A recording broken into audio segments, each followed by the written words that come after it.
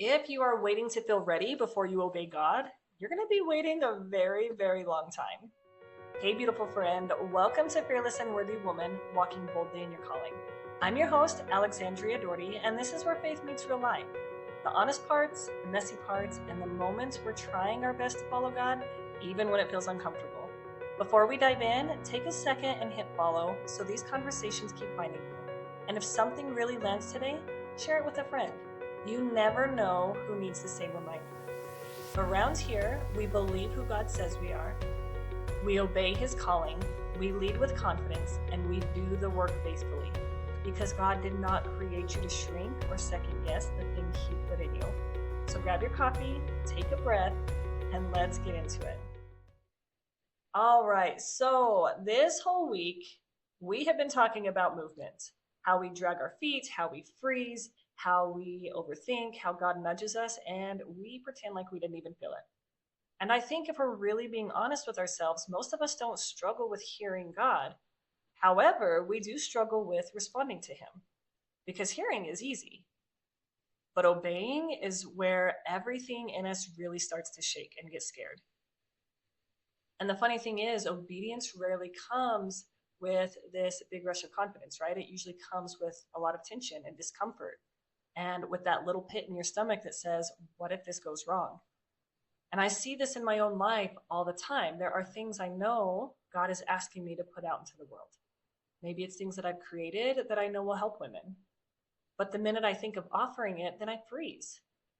And it's because the fear comes in like clockwork. What if people roll their eyes? What if they think I'm only posting for attention? What if I push too hard and people leave? What if I disappoint someone? And the wild part is, it's usually the same people who never breathed belief into me in the first place that my brain imagines shaking their head at me. The ones that it really, honestly, doesn't matter, anyways.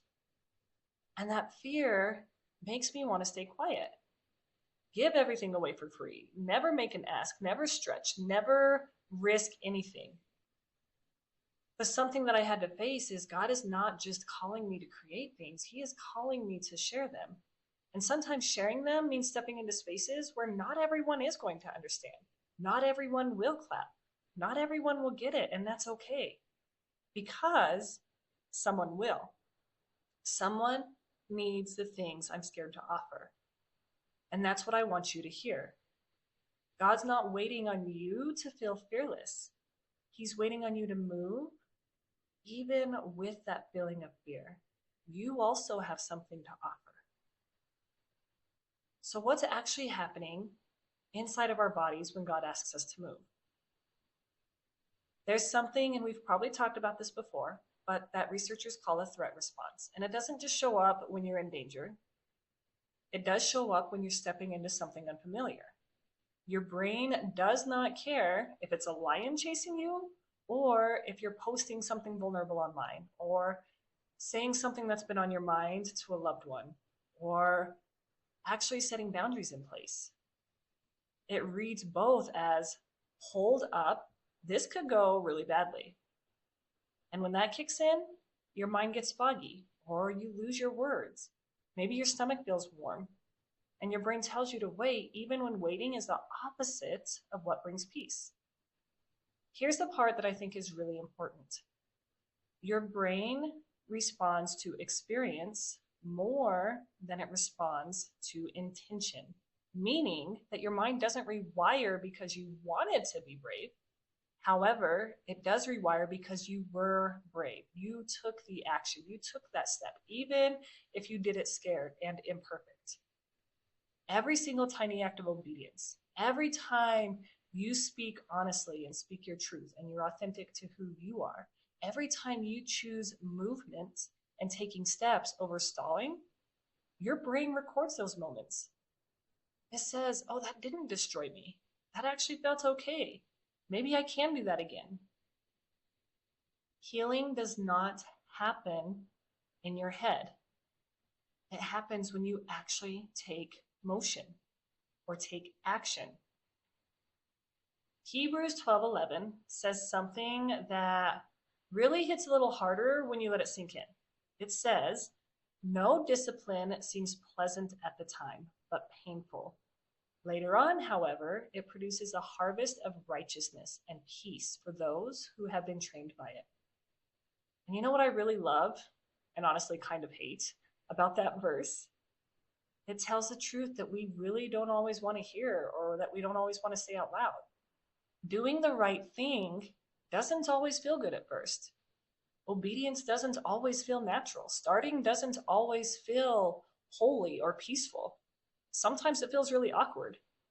Sometimes it feels really uncomfortable. Sometimes it feels like, God, are you sure you picked the right person for this?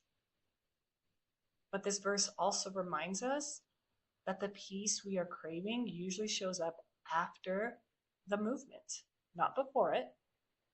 That harvest of peace shows up later, after the practice, after the small steps, after the moments where you pushed past everything in you that wanted to freeze.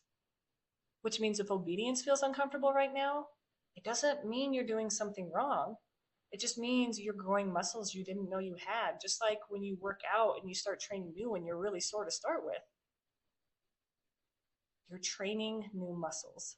He's training you. He's strengthening you, and he sees every tiny step you take.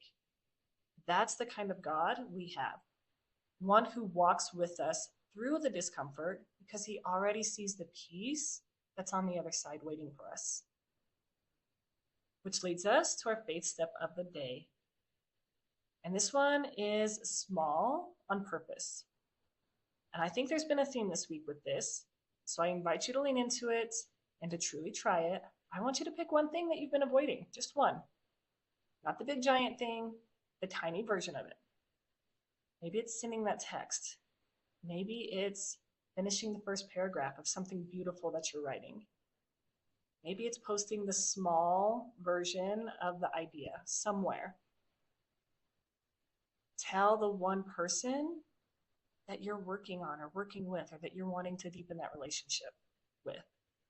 Or just sit with God and say the thing you've been scared to say.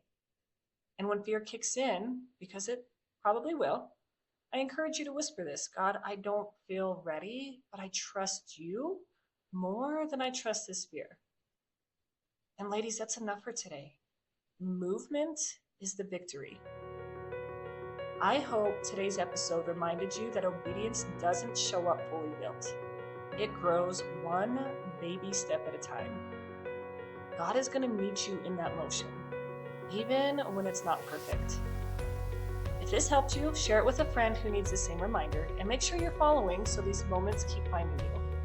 And if you want tools, encouragement, or support for the season you're in, everything is waiting for you at thefearlessworthywoman.com. You will find the link in the description. Until next time, you are worthy, you are loved, and you are called, empowering you always.